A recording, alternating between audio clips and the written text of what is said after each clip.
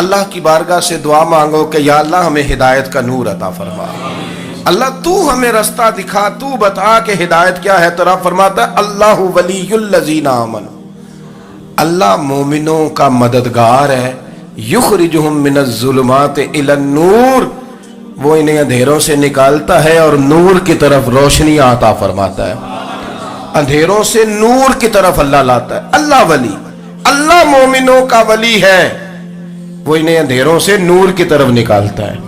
ہدایت ہمیشہ اللہ کی طرف سے سمجھے، جب وہ نماز کی توفیق دیتا ہے تو اپنے فضل سے دیتا ہے، جب وہ ذکر کی توفیق دیتا ہے تو اپنے فضل سے۔ ہم سمجھتے ہیں ہو جی فلانا نہیں پڑھ رہا بڑا بیوقوف ہے، فلانا نہیں پڑھ رہا، تو تم کیا اپنی عقل کے زور پہ پڑھ رہا ہے؟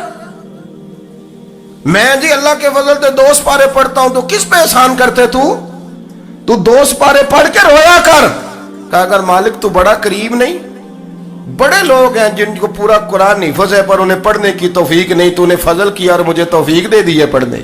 رویا کر، پڑھ کے رویا کر، راتی ساری کر کر زاری، وہ نیند اکھاں تھی توندے تے فجرے وہی گناہگار کہاون سب تو نیوے ہوندے۔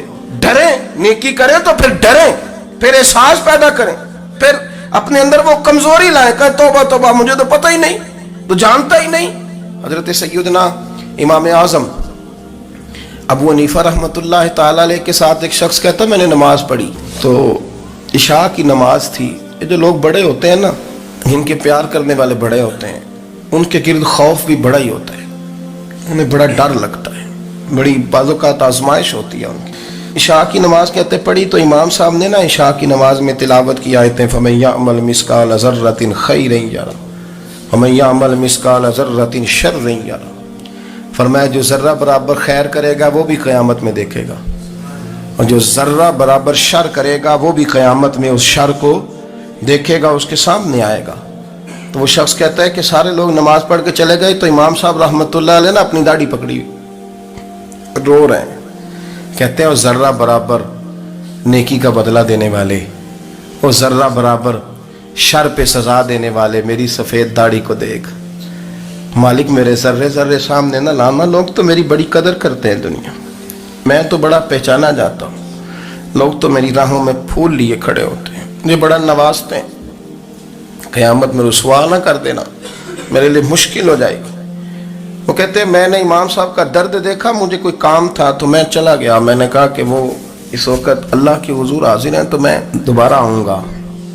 کہتے ہیں میں تہجد کا وقت آیا تو امام صاحب وہیں بیٹھے تھے، اور ان کی داڑھی آنسوؤں سے بھری ہوئی تھی، اور زور سے داڑھی پکڑی ہوئی، کہنے لگے مالک رسوا نہ کر دینا، قیامت میں رسوا نہ کر دینا۔ یار جو ہدایت یافتہ لوگ تھے وہ تو ڈرے ہوئے تھے، وہ تو سہمے ہوئے تھے، وہ تو کہتے تھے یہ اس کا فضل نہیں، اس نے بلا لیا، یہ اس کا کرم نہیں۔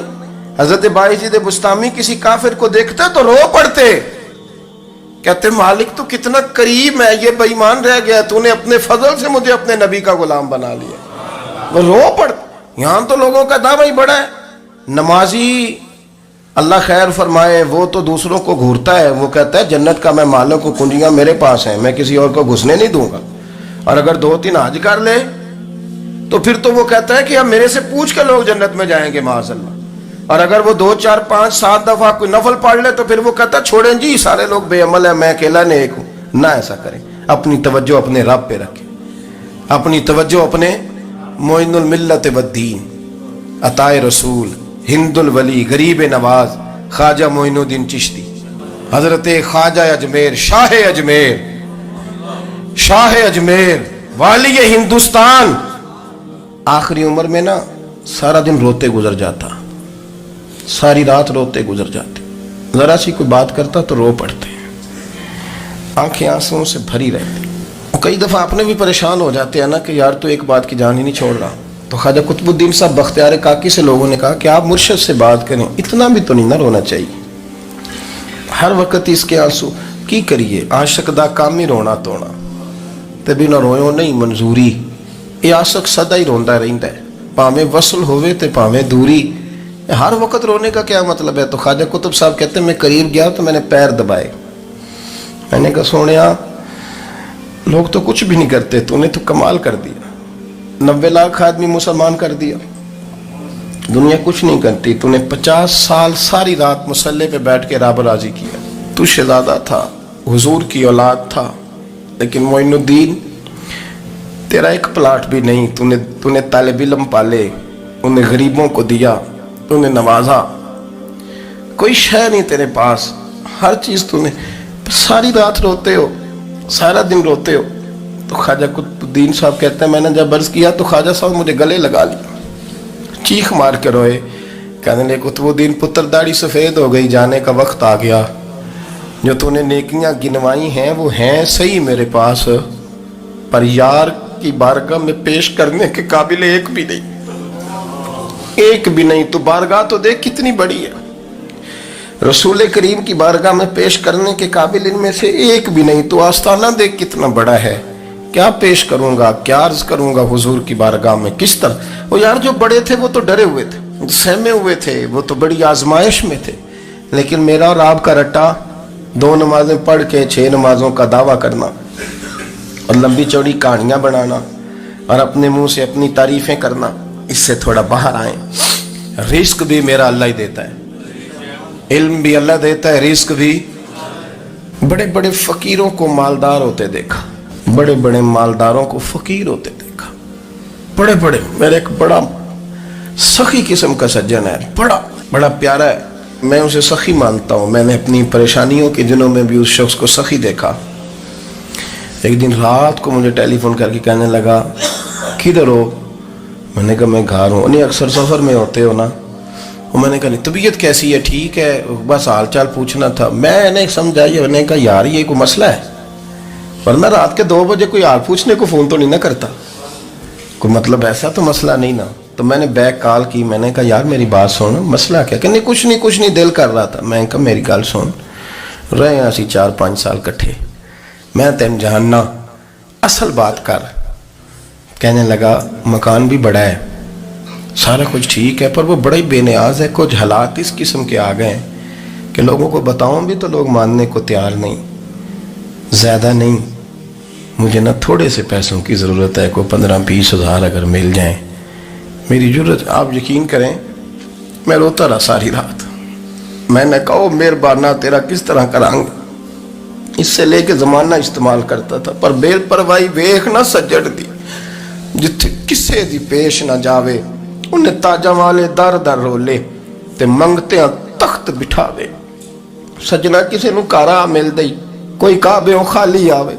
वल्लाहु खैरुर राज़िकीन, वो कहते तू दाएं बाएं ना जा, रिस्क तो तुझे मैं दूंगा, मैं हूं बेहतर रिस्क देने वाला। बड़े बड़े बादशाह, बड़े बड़े शहनशाह, बड़े बड़े लोग, हाथों में कासे, फकीरियां। उम्मे रबिया क्या करती थी, बड़ी नेक और साले खातून थी। वो कहती हैं कि मैं ना बड़े अमीर आदमी की बीवी थी, अपने शौहर के साथ छत पे बैठी थी, तो नीचे फकीर मांगने वाला आया, उसने बड़े दर्द से सदा की, तो मैंने अपने शौहर से कहा कुछ देने का, दफा कर, इन लोगों ने धंधा बनाया हुआ है।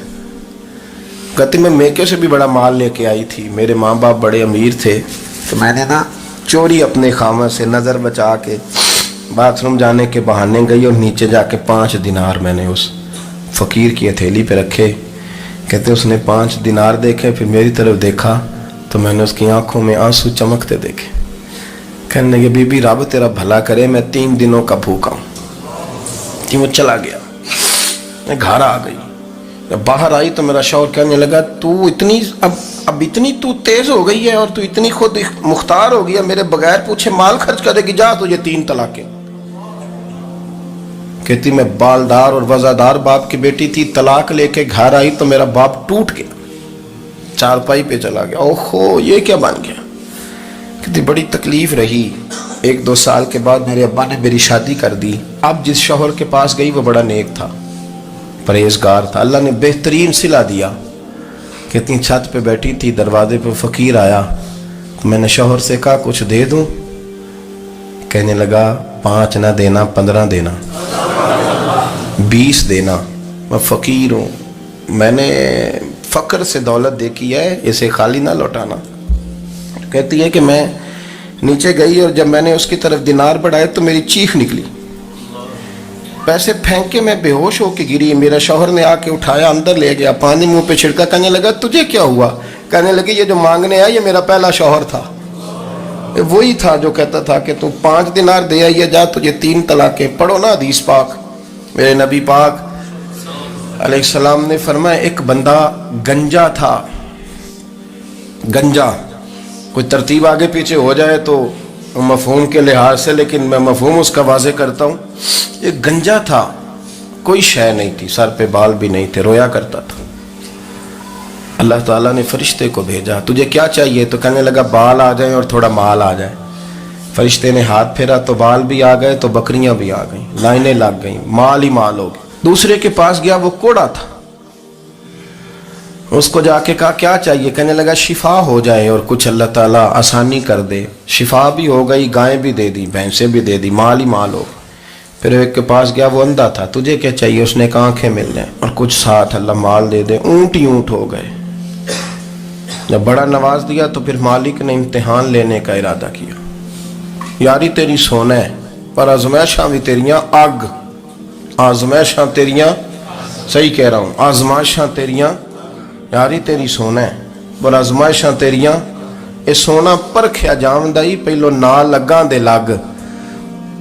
اللہ نے فرمایا آزمائش کرو۔ سب سے پہلے گنجے کے پاس آئے، اسے کہا اللہ کے رستے میں کچھ دیکھا نہیں لگا، میرے خرچے ہی بڑے، دیکھو تو صحیح کتنی مشکل میں وقت گزارتا ہوں، حال ہی کوئی نہیں۔ تو اس نے کہا میں نے تو سنا ہے تو گنجا اور بھوکا ننگا تھا۔ کہنے لگا میں تو جدی پشتی رئیس اعظم ہوں، تو یہ کس پاگل نے کہا ہے بھاگ جا؟ اس نے کہا اچھا جیسے تو تھا ویسے ہی ہو جائے۔ کھیت کھلیان اجڑ گئے، پھر سے گنجا ہو گیا۔ حضور علیہ السلام فرمانے لگے، پھر وہ اس کے پاس گیا جو کوڑا تھا، اسے کہا کچھ دے، کہنے لگا خرچے ہی بڑے۔ اب پوچھ لیں کسی امیر آدمی سے، کہے گا چکی کے نیچے ہاتھ ہے میرا، میرے سے زیادہ تو اب پریشان بندہ ہی کوئی نہیں، کیا بتاؤں آپ کو، اتنا ٹیکس ہے، اتنا جرمانہ ہے، فلانی شے، بڑا کچھ گنواتے ہیں لوگ۔ اس نے کہا میں نے تو سنا تو پہلے کوڑا تھا۔ اس نے کہا اچھا دوڑ جا، میں تو رئیس اعظم ہوں، دادا بھی پردادا بھی اور ساری نسل ہی۔ اس نے کہا اچھا جیسے تو تھا ویسے ہی ہو جائے۔ پھر وہ گیا اندھے کے پاس اور جا کے کہا اللہ کے نام پہ کچھ دے۔ تو کہنے لگا رب کے نام پہ؟ یہ کھڑے ہیں اونٹ جتنے تیرے دل کرے لے دا۔ اس نے کہا کیا معنی اس بات کا؟ کہنے لگا یار تجھے کیا بتاؤں، میں تو اندھا تھا، میں نے تو کبھی دنیا دیکھی نہیں تھی، پھر اس کریم نے فضل کیا تو مجھے بڑا کچھ دکھایا، میں کیا بتاؤں، میرا دل کر رہا ہے کہہ دوں کہ پھر اس نے کعبہ دکھایا، پھر اس نے روضہ رسول دکھایا، پھر اس نے ریاض الجنہ کے سجدے دکھائے، پھر اس نے اپنے محبوب کے دروازے کی رونقیں دکھائیں۔ اس نے بڑا کچھ دیا، اس نے بڑا نوازا۔ میرے پاس تو شاید میں بدکار پرانا خادم، کسے در ملی نہ ٹوئی، اعتباسف یار نے نظر جو کی تھی پھر واسف ہی ہوئی۔ یہ تو اس کا کرم ہوا۔ تو یہ وہ کہنے لگا تو اللہ کے نام پہ جان مانگ، میں وہ بھی دینے کو تیار، میرے پاس تو شے ہی کوئی نہیں تھی، مجھے تو اپنا پتہ ہے، میں تو کوئی شے نہیں تھا، کچھ نہیں تھا میرے پاس، یہ تو ان کا کرم ہے کہ رخ ان کا ادھر ہے، اور مختصر سی میری کہانی ہے، یہ جو بھی ہے ان کی مہربانی ہے۔ تو وہ کہنے لگا میں بھی کچھ لینے نہیں آیا تھا، تیری آزمائش ہی کرنے آیا تھا، تیری عزتیں بھی سلامت رہیں گی، تیرا مال بھی سلامت رہے گا، تیری شفا بھی۔ اپنی زندگی میں کبھی بھی اللہ کی بارگاہ سے توجہ ادھر ادھر نہ کریں، چھوڑیں لوگ کیا کر رہے ہیں، دنیا کیا کہہ رہی، کبھی بھی اپنی توجہ دائیں۔ ہمارا یہ مسئلہ بن گیا کہ ہماری سیاست ہے، ہماری دنیا داری ہے، ہم بندوں کو راضی کرنا چاہتے ہیں، ہم دیکھتے ہیں کون کس طرح، اور آپ یقین کریں آپ تھک جائیں گے، بندے راضی نہیں ہوں گے، وہ نہیں راضی ہوتے، آپ ان کو منا کے لائیں گے تو ادھر والے نکل جائیں گے، ادھر کو منائیں گے تو ادھر والے نکل جائیں گے۔ اس چکر سے باہر آئیں، اس رب کو راضی کریں جو فرماتا ہے ان الذین آمنوا وعملوا الصالحات سیجعل لهم الرحمن ودا۔ فرمایا تو ایمان لانے کے بعد نیک عمل کر، میں لوگوں کے دلوں میں تیری محبت پیدا کر دوں گا۔ رحمان لوگوں کے دلوں میں محبت ڈال دے گا، اللہ لوگوں کے دلوں میں۔ اپنی نظر ہمیشہ اپنے رب پہ رکھیں، اتنی لمبی چوڑی دنیا داروں سے امیدیں نہ وابستہ کریں۔ میں نے دیکھا ہے لوگ کا سال ایسی کرتے ہیں، کبھی اس کے دروازے پہ کبھی اس کے دروازے پہ۔ ان چکروں سے باہر آئیں اور اپنے رب کی بارگاہ کی طرف توجہ کریں، استغفار شوق سے پڑھا کریں، اور اکیلے میں نہ، اکیلے میں حضرت رئیس المتکلمین مولانا نقی علی خان صاحب رحمۃ اللہ نے لکھا ہے کہ فرعون 500 سال حکومت کر گیا، یہاں تو 5 سال کی حکومت کی پیر لڑکھڑاتے ہیں، 500 سال۔ فرماتے اصل وجہ یہ تھی کہ دنیا جب سو جاتی تھی نا تو اوپر چادر لے کے تو مصلے پہ بیٹھ جاتا تھا اور ہاتھ باندھ کے کہتا تھا رب تو ہی ہے، میرا پردہ نہ کھولنا، مالک تو ہی ہے، کرم نوازی کرنا، میری پکڑ نہ کرنا۔ وہ بے ایمان ہو کے اگر 500 سال ہاتھ باندھے تو گزارا کر لیتا ہے، تو ایماندار ہے۔ پر مسئلہ یہ ہے کہ تو رات کو بکل مار کے ہاتھ نہیں نہ باندھتا، تو منت نہیں کرتا، تو استغفار نہیں کرتا، توبہ کریں تو بچے رہیں۔ وہ اتنی لمبی حکومت کر گیا چونکہ رات کو کہتا تھا مالک رب تو ہی ہے، لیکن مہربانی فرما، میری پکڑ نہ فرما، تو اللہ نے تو اس کو مہلت دے دی۔